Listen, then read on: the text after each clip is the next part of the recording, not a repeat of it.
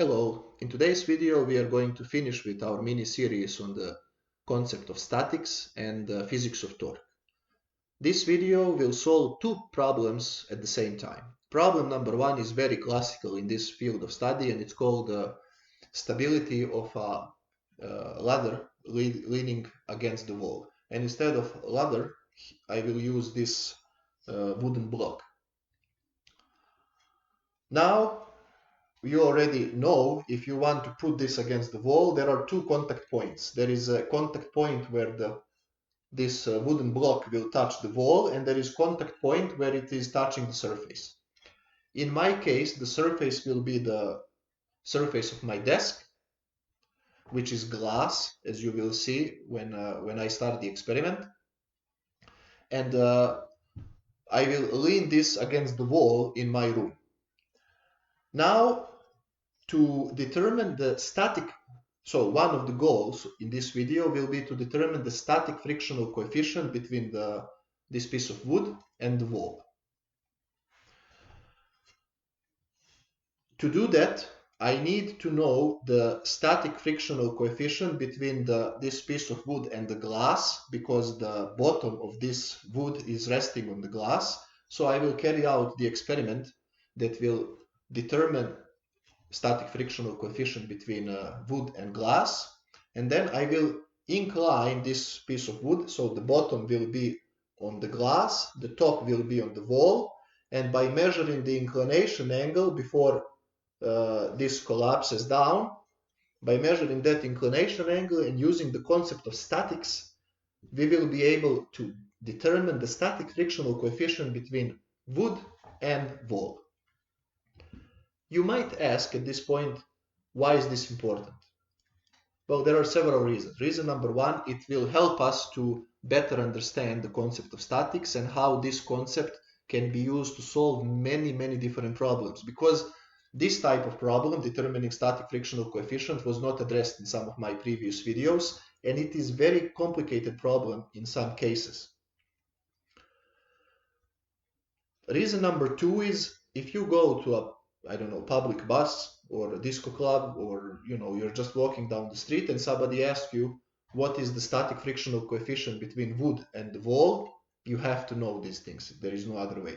And the reason number three, this problem of ladder leaning against the wall is tackled in many actually videos online, but in a simplistic way, I can say, because the friction is either neglected for the wall. You cannot, as we will see at the end of this video, you cannot neglect friction for the bottom surface. If it is, if the friction for the wall is neglected, then usually friction for the surface is given, frictional coefficient. But today nothing is given. We will carry out measurements, and what is unknown we will calculate. And at the end of the video, you will see how friction can be extremely complicated, and in particular when we have coupling of friction. What I mean by coupling of friction? Well, the bottom of this will rest on the glass, and the top of this will rest against the wall. Two different, and this is wood. So we have three different materials, so there is two contact points between different surfaces, and you will see how in these types of problems, if you are about to give this to a person to solve, you cannot just pick random numbers, because you can get results that completely make no sense, because the friction between two contact points is coupled, what we call. And you will see at the end of the video what it means, because it's a rather complicated problem. So without any further ado, because this was already quite a long introduction, let's first go and perform the experiment in which we will measure the static frictional coefficient between this piece of wood and the glass on top of my desk. First, I will explain the experiment setup that we have here. What we want to do at the beginning is to measure the static frictional coefficient between this wooden block and the underlying glass surface. So I attached my phone to this wooden block, and here we have an app that is measures inclination. This over here, y equals 0, as you can see, means that the angle between the wooden plate and the underlying surface is 0 degrees. As I incline this, you can see that the device is measuring the angle. And we cannot measure angle to any decimal point. It's 0, 1, 2, 3, and so on. Further, here we have a green tape that will help us to determine when this wooden block starts sliding. It's kind of a reference. And lastly, here we have the values of inclination angle for which the literature says wood that is on top of the glass should start sliding. And based on the literature, it is for the angles between 6 and 11 degrees. So we know from my video on friction, by measuring angle and taking tangent of the angle, we can get static friction coefficient. As I said, I highly recommend you check that video. So now we will carry on and perform the experiment. Namely, I will take the glass plate and I will start inclining it. And we will see for which value of this angle the wood starts sliding, the wooden block starts sliding down. Let's align it with the red tape. Remember, it must not be on the red tape because then the friction is different compared to the underlying glass. So I steadily start inclining and we observe for which angle this wood starts sliding.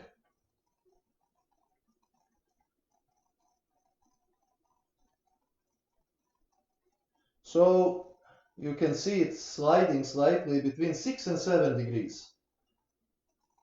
7 degrees it is sliding, which is in a good agreement with literature. We are at the lower bound, but remember, friction depends on the type of the wood, type of the glass, and so on. So let's repeat this one more time. Also, it's important to incline steadily, not to go up and down to introduce accelerations. So I do it as steady as I can.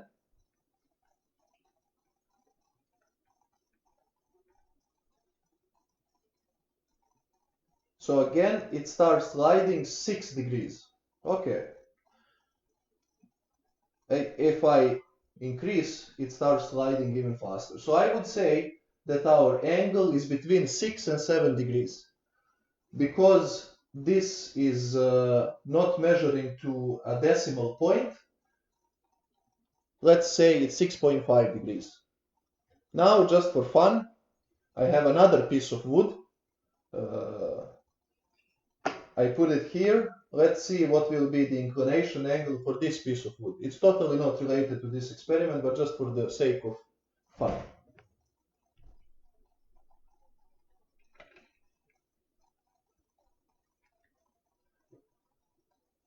You can clearly see that this wood has higher friction coefficient than this block of wood, because as this one is sliding, this one is still static. Interesting.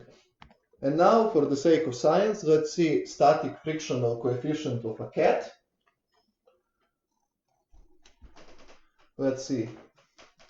It's definitely higher than wood, because as wood is sliding, okay, so it's around 10 degrees. Static frictional coefficient of a cat is about 10 degrees. Now, when we have the value of the static frictional coefficient for this between this block of wood and the glass, what we need to do next is to lean this against the wall and increase the angle in respect to the vertical, and to determine the critical angle for which this structure will collapse, or in other words, the critical value of the angle where the principle of statics stops to be valid.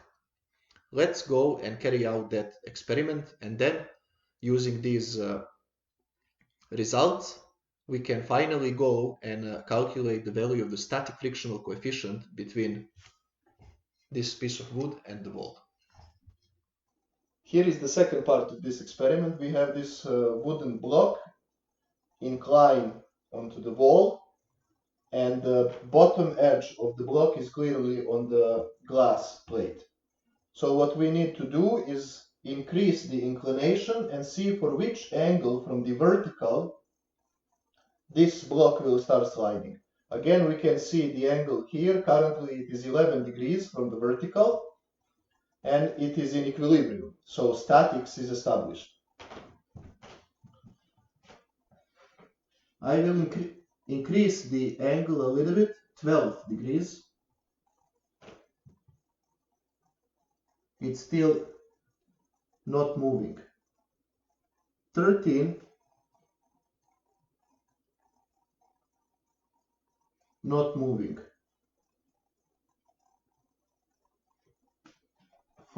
14, and you can see it starts sliding.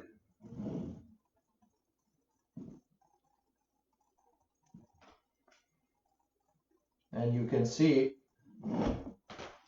so we can conclude that the sliding angle is between 13 and 14 degrees. And let's just, because the measurements are not so precise, let's say 13.5 degrees is the angle for which the wooden block starts sliding. Here is the setup of the problem that we just experimentally tackled. The bottom is glass in purple, the vertical is wall in red, and we have in orange our wooden block. The critical angle alpha for which block started sliding is 13.5 degrees. Positive z direction will be up, which is height, and the positive x direction is right, and the positive torques are counterclockwise. We will use the concept of statics to find the static frictional coefficient between the wooden block and the wall. The principle of statics says that the sum of all torques as well as forces in any direction needs to be 0. In addition, we carried out the experiment to determine the static frictional coefficient between the glass and the wooden block. Subscript B means block of wood. G is glass and W will be wall. So we experimentally established that the mu GB is 0.1139 by measuring this angle and taking tangent. As I said, I highly recommend you check my video on frictional force to understand how we got this number. Now, first let's see what are the forces involved in this problem. Well, let's start from the middle of the wooden block. We have the mass of the wooden block, mg, acting down. Then here at the point where the wooden block is touching glass, we have reaction force from the glass acting on the wooden block, and I will call this NGB, normal force between glass and the wooden block. As the block starts sliding to the right, there will be frictional force acting in the opposite direction, and I will call it FGB, friction between glass and the wooden block. Here we have weight, and then when we move to the point where the wooden block is touching the wall, as it is pressing against the wall, there is normal reaction force, and we will call it NWB. And finally, as the block starts sliding down, there will be frictional force acting in the opposite direction, and I will call it FWB. Now let's choose the suitable pivot point. In this particular problem, a good pivot point is the point where the wooden block is touching the surface right here. Another good pivot point would be in the middle of the wooden block. Its preference, I will choose this one. Not good pivot point would be here, because we are interested in this force FWB. If we put pivot point here, we eliminate this force from the equation of static for the torques. Okay, now let's list all torques around the pivot point. Let's call that pivot point P. Well, all these forces that are going through P do not contribute to the torque, so I move left and I see I have weight of the wooden block. Now we know that torque, intensity of torque is equal R normal times F, where F is the force and R normal is the perpendicular distance between the pivot point and the line of action of this force F.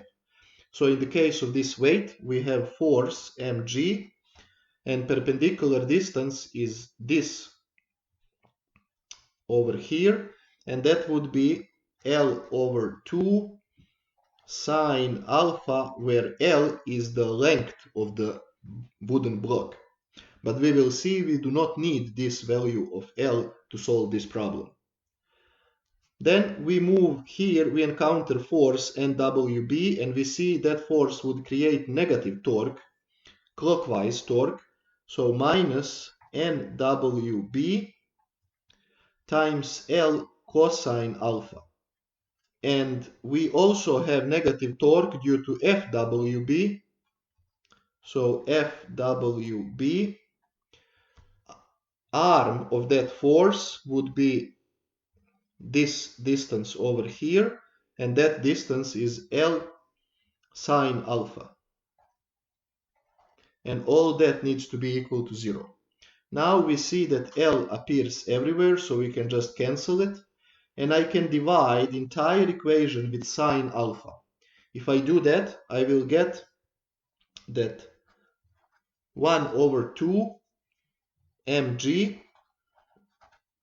minus NWB cosine alpha divided by sine alpha is cotangent alpha minus FWB equals to 0. And I will call this equation star because we will come back to it. In this equation, we do not know mass, we do not know NWB as well as FWB. But to find these two forces, we will use the other condition of statics, namely that sum of all forces needs to add up to 0. So what are the forces in the x direction? Let's collect them.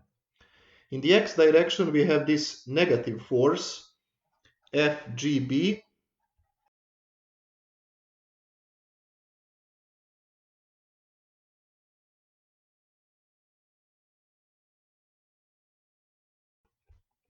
and in other force is NWB, and it is in the positive x direction. So plus NWB, and that needs to be equal to 0. So from here, we see that FGB is actually equal NWB. And we will use that later. Now let's collect forces in the vertical direction. Here we have NGB. And then we encounter the weight minus mg because it acts in the negative z direction. And plus we have this force FWB right here. And they need to sum up to 0. So from this equation, we see that mg is equal to NGB plus FWB. Very well. But now we know by definition that frictional force, for example, FGB, is equal to the value of static frictional coefficient between glass and wooden block times the normal force, NGB. And similarly, FWB is equal mu WB times NWB. As I said, check my video on the frictional force to understand these equations. From this equation, we can see that NGB is equal FGB divided by mu GB. And now, look, I can combine this expression together with this expression to get that NGB is equal FGB, but FGB is NWB divided by mu GB. Now I will use this expression together with mg expression in my equation star. Therefore, my equation star becomes 1 over 2 mg. Instead of mg, I write ngb plus fwb minus nwb cotangent alpha minus fwb is mu wb times nwb, and that is equal to 0. Okay, but this is further equal to ngb. I just said it's nwb divided by mu gb plus fwb is mu wb nwb from this equation minus nwb cotangent alpha minus nwb nwb, and that needs to be equal to 0. But the beauty of this is that nwb appears everywhere, so we can just cancel it. And then finally, from this equation,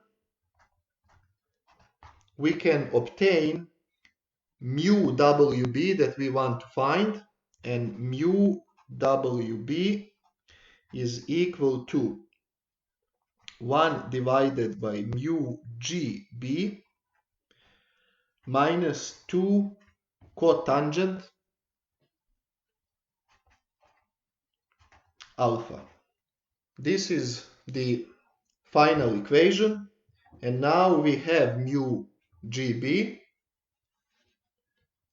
right here, and we have alpha 13.5 degrees. So if I plug in these values, I will get that mu wb is equal 0.4463. And this is the static frictional coefficient between wall and the wooden block. It makes sense that the value 0.4 is higher than the value 0.1 because wall is more rough than the glass. Now I would like to point out something very interesting. This equation is what we call coupled, namely mu gb and this cotangent alpha are coupled. We cannot just say, okay, let's see if I neglect this, what would be the value of mu wb? That is impossible.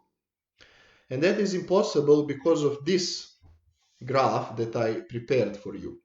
On the x-axis, we have inclination angle, which we just called alpha right now. So in this equation, angle alpha is on the x-axis, and the static frictional coefficient is on the y-axis. Now we know that static frictional coefficient can only take values between 0 and 1, which means this is the upper limit of realistic values, and it cannot go below 0, which is here.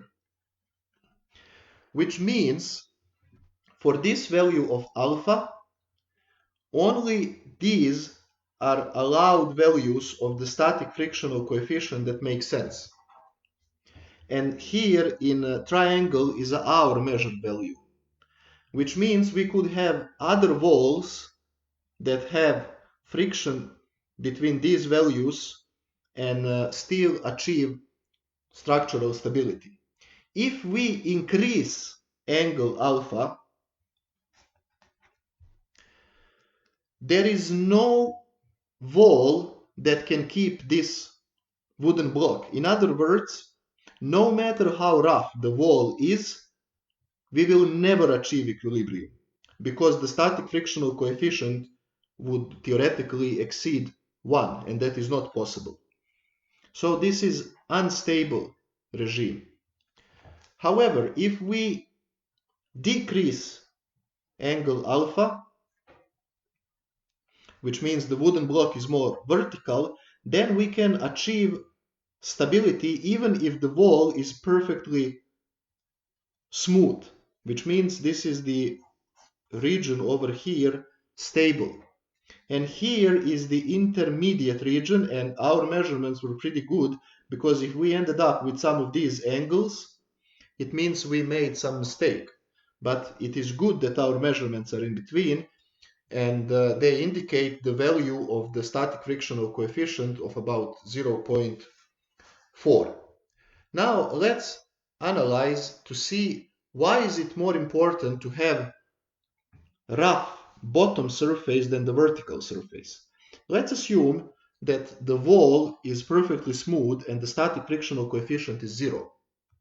In that case, there is no force FWB. But that is not the problem, because this horizontal force can be balanced against this horizontal force, and this vertical force can be balanced against this vertical force. So we can still establish equilibrium even if we have perfectly smooth wall. Now let's see if we have perfectly smooth bottom surface. In that case, FGB would be 0. And while we can establish equilibrium in the vertical direction, we have forces that are acting in the opposite direction. There is no force to oppose NWB in the horizontal direction, and therefore there is no way we can establish equilibrium if the bottom surface is perfectly smooth. That means if you want to carry out some construction works, you should always pay attention to the roughness of the bottom surface where you put a ladder, rather than the wall. Wall is not so important, but the smoothness, the roughness of the bottom surface is the one that dominates the problem.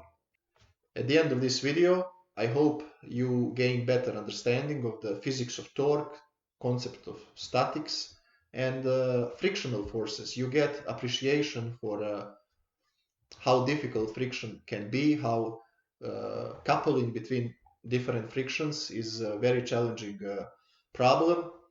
You also should always appreciate, if you are an undergraduate or graduate student, you go to exam and your professor gives you a problem and says friction can be neglected. In that case, you should always go buy chocolate and bring to that prof, because you can see how friction can be complicated.